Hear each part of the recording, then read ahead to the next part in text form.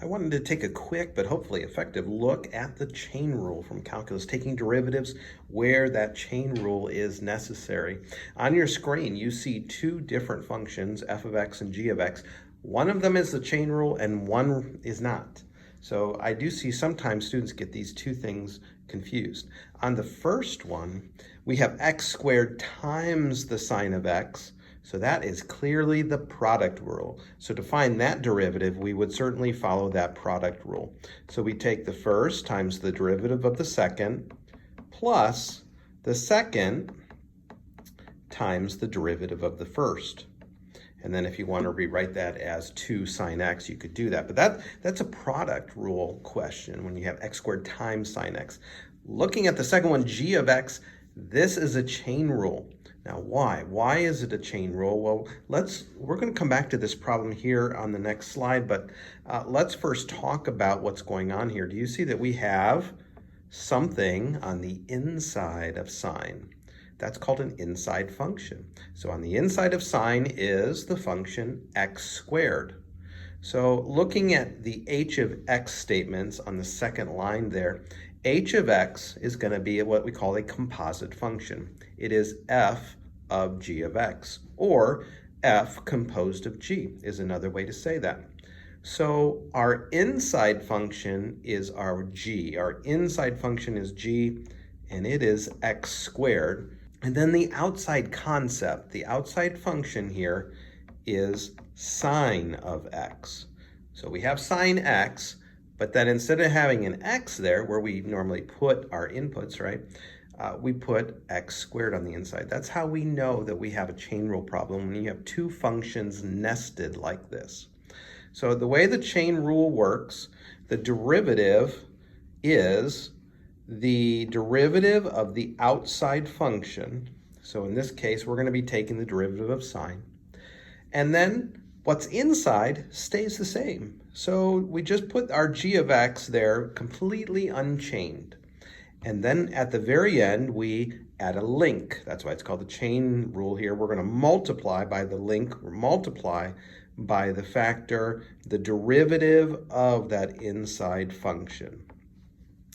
So looking at our original question, sine of x squared, the derivative would be, now what's the derivative of the outside function in this case? The derivative of sine is cosine.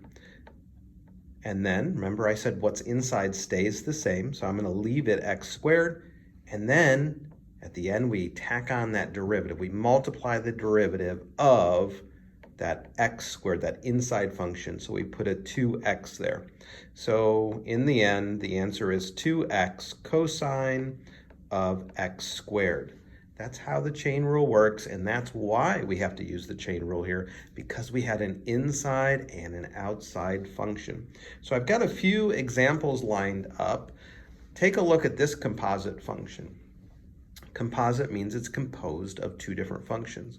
I often ask the students, what's the inside function first? Because that's often easier to spot, right? If this is f of g of x, what I'm asking you to tell me is, what is inside something else? Well, the inside function is this guy right here, this polynomial. And then the outside function is the square root concept. Now, we don't write concept on our paper. We write the square root function, and we put an x there because that's where we put our domain values, our input values. So let's now, at the bottom, let's take the derivative of this mess. So the derivative will be the derivative of the square root, because that's the outside function. I like to think of the square root as being an exponent, x to the 1/2 power. So I rewrite it so that when I take the derivative of the square root of x, I'm throwing the exponent out front, as I like to say. The exponent goes down by 1. Now remember, in this chain rule, what's inside, the inside function, stays the same in here. So I'm just recopying that directly from the original question. But we need to now multiply by the derivative of that polynomial. 4x to the third minus 15x squared plus 1, and remember the derivative of the constant -5 is 0.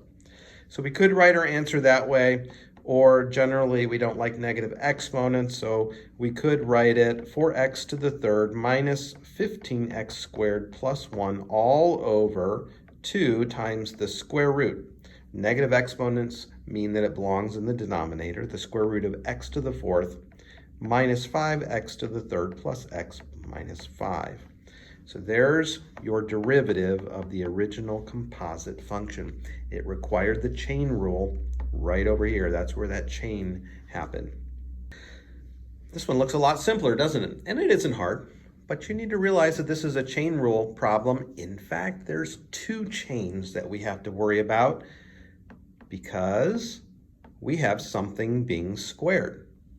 We have the sine function being squared, and then inside that sine function is 5x. So we've got 2 layers of chains here. There's 3 functions total. The outside function is x squared. So let's start by taking the derivative of the very outside function, which remember I said was x squared. So we throw that exponent out front. Remember the base stays the same. I always like to use the same language with my students. The exponent goes down by 1, and then we multiply by the derivative of that inside function, which is cosine, right? Derivative of sine is cosine, but we have an inside function. Remember that inside thing stays the same, so we have to add another link to our chain. We're going to multiply by the derivative of 5x, which is 5. You can see why this is called the chain rule. We had 2 links to the chain here. So more simply, if this were a multiple choice question, I think you would see the answer 10 sine of 5x times cosine of 5x. In this example, we have an exponential. We're base e, and remember that the derivative of e to the u is just e to the u. But then you have to make sure you tack on that derivative of that inside function. So the derivative of e to the u is just e to the u. That's pretty nice. So let's go ahead and take this derivative. The derivative would be e to the negative 2t squared plus 5. That's easy.